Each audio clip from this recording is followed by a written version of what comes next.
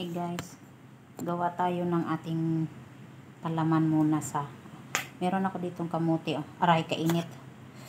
Kamuti yan guys, kamuting violet. Ito siya guys. Tapos tanggalin muna natin itong may ano siya. Tanggalin natin yung balat. And then i-mash lang natin, i-mash kay gagawin muna natin tong ano.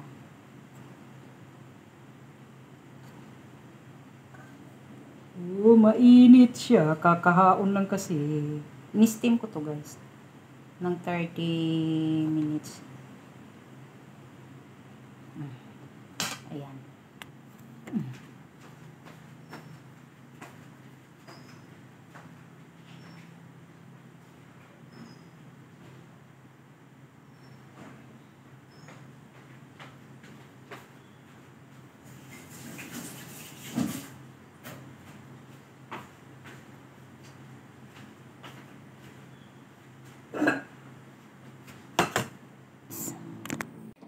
So, ayan na siya.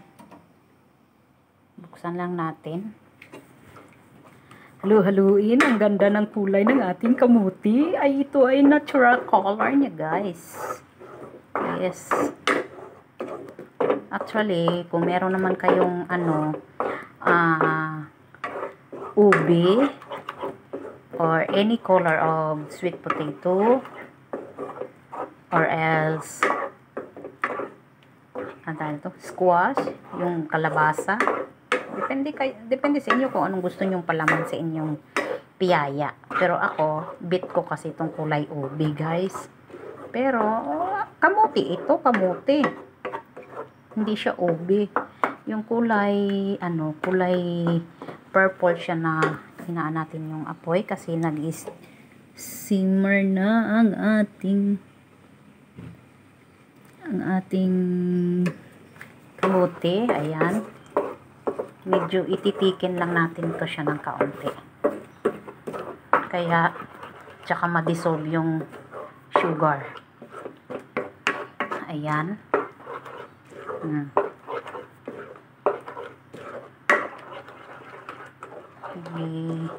Anuhin natin. Medyo basa pa siya ng kaunti. Sige, dahan-dahan pa. Parang gumagawa lang tayo ng ubi halaya, no? Ganon.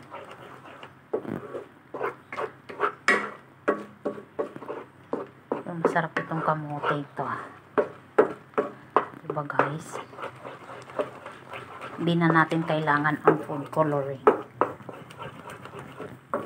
Ay talagang napakaganda ng kanyang kulay. Ubi na ubi. Oh yeah. Halu-haluin. Halu-haluin. Ayan. Hanggat sa ayan, nawala na yung yung gatas ba na tuyot na. Tsaka yung medyo matigas na yan. Malapot pala. Napunta sa tigas. Medyo malapot. Medyo malapot na guys. So, tanggalin ko na to at i-put natin sa side para medyo malamig na siya mamaya. Ayan. Ayan. Okay. Ayan na yung muna ating palaman. Ayan. Gagawa na tayo ng ating mixture ng piyaya. Meron tayong plain flour. So, 2 cups. Oops. 2 cups lang, 2 cups.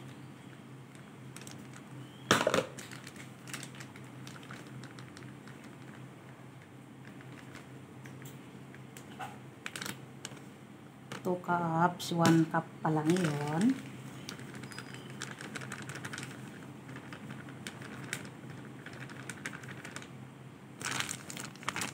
Ayan. 2 cups. Ay, meron tayong pinch na salt. Ito guys ha, ito yung measure ng pinch lang o teaspoon ba, kamay lang na salt. Yan o, lagay natin dyan. And then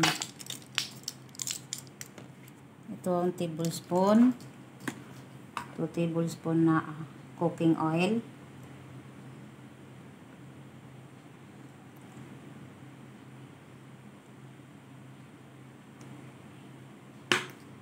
And then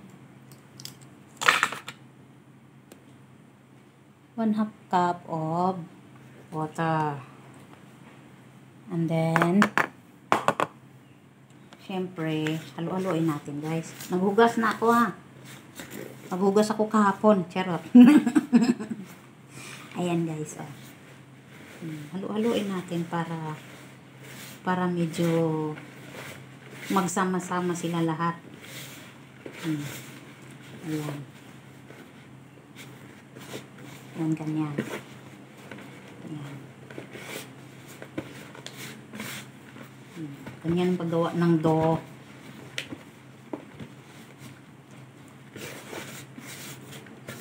Pero parang di altas lang magkadikit-dikit umaya-maya dito. Oh. Ayan. Ay, sayang yung tapon.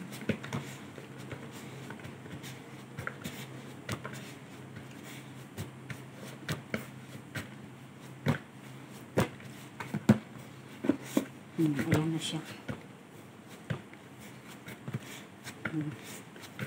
Naging okay na siya. So, ayan.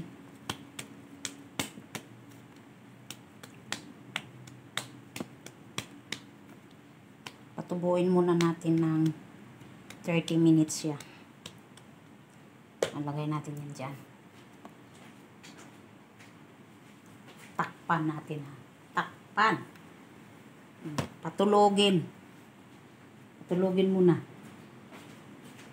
30 minutes.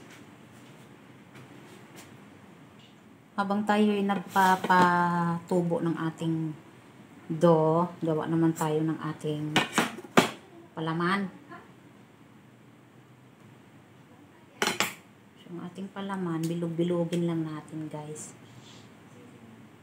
Medyo mainit pa siya kasi.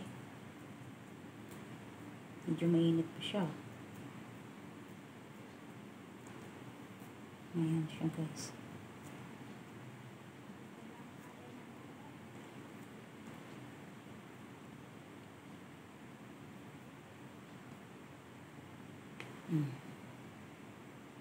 Guys, 10 minutes na. Ayan. 10 minutes na siya guys. So, maggawa na tayo ng ibilog-bilogin na natin to. Yan, ganyan. Kasi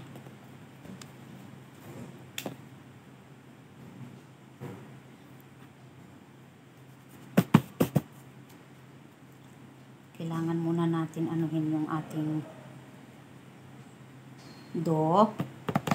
Tapos syempre, palapad-laparin din natin para madali maglagay ng ating laman. Ayan. Pantayin lang natin ang lapad. Ayan. So, ilagay na natin ang ating binilog-bilog kanina na kamote. Ayan. Siyempre, dahan-dahan lang guys, kay para di siya matanggal ba. Tsaka, dahan kay murag mo huslot ang atong kuan. Kamote ba. Siyempre, di pa naman tayo expert dyan, no? Ay, parang gawa lang din tayo ng tinapay, guys. Yun na nga, sabi ko nga ba dahan-dahan lang, guys, Kasi mabubutas siya eh.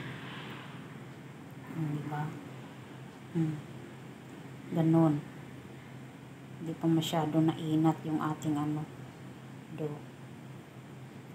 Tapos, paparin natin ng dandahan kay nagsudlot na ang kanyang palaman. Yan, nagsudlot na nga. Ganun talaga guys, kay kuan man ta. Hindi pa man tayo perfect. First time ko man gumawa nito guys. Kaya palapad-laparin. Sige lang, para sa susunod gagawa tayo ulit. Yan. Panipis-nipisin. Dandahan. Para hindi magsudlot ang aton palaman. Piyaya, piyaya, piyaya. Kahirap naman ito kasi. Kala mo nung dali lang, no? Pero nung ikaw na mismo mag hands on, hindi pala ganun guys dali. Sabi ko sa inyo eh. Hindi natin mapa-perfect yan kasi first time pa nga eh. Oh, di ba? Oh, ayan, nasudlot. So kailangan natin medyo panipisin pa para pag prito natin mamaya madaling maluto. So, ayan. Ayan. Nasudlot nga. So, anuhin na lang natin yan. Gawa ng paraan. So, ito yung ating pangalawa guys. Hindi ako niyan galit ha. Hindi ako galit. So, palapad-laparin lang natin. Para madali ang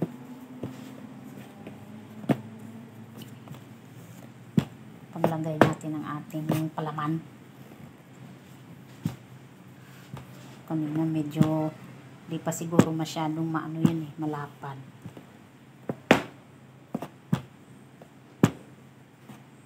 Ayan. Ito na guys yung pangalawa nating try. Ayan. So, ilagay na natin yung ating binilog kanina. Para tayong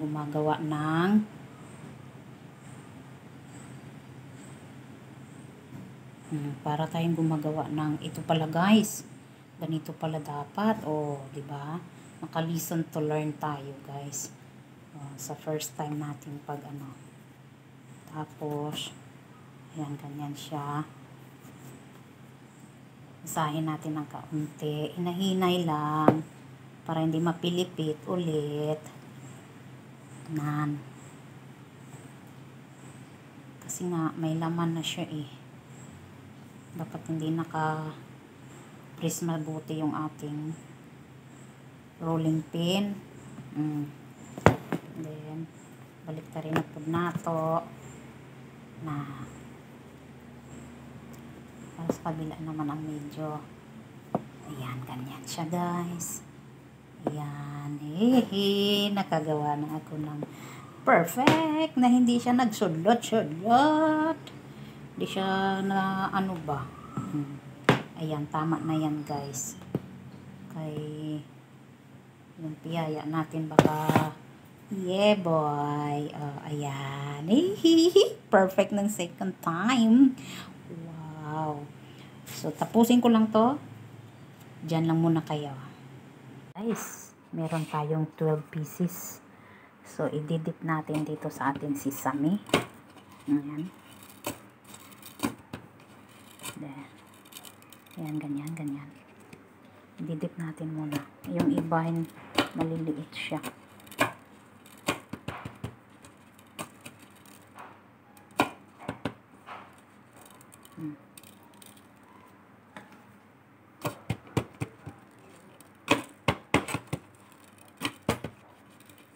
Ayan.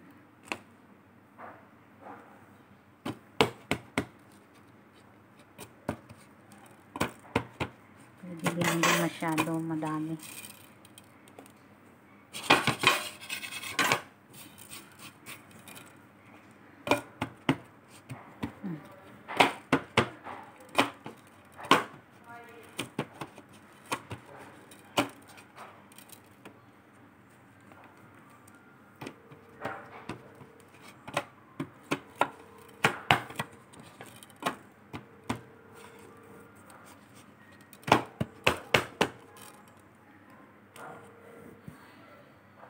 Ayan. Na natin muna ang ating kawali.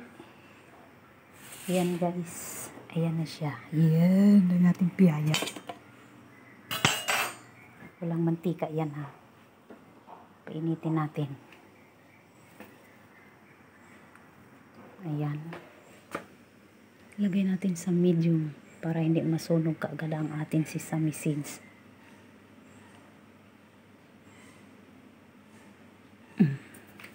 Okay. Yan, mainit na yung ating mantika. Lagay na natin yan. Dala-dalawa lang. Yan.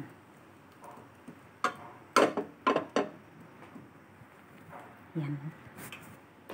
Wala na yung muro mantika, guys. Mainit lang na frying pan. Titingnan natin kung medyo na. Ayan. Muro baliktarin lang natin, guys.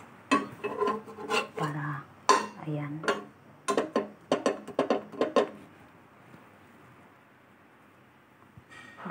Baliktarin. Ayan. Hindi pa naman natin tansya.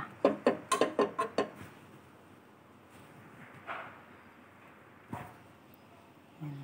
Once na mag-pop na siya, guys, oh. Luto na yan, oh. Luto na yan. Ay, ang ating naluto. Ayan na. Ayan na. Not bad sa first timer. O, tingnan nyo, nag-pop na siya. Luto. Last na lang ang tanggalin natin itong sesame seed na nasusunog.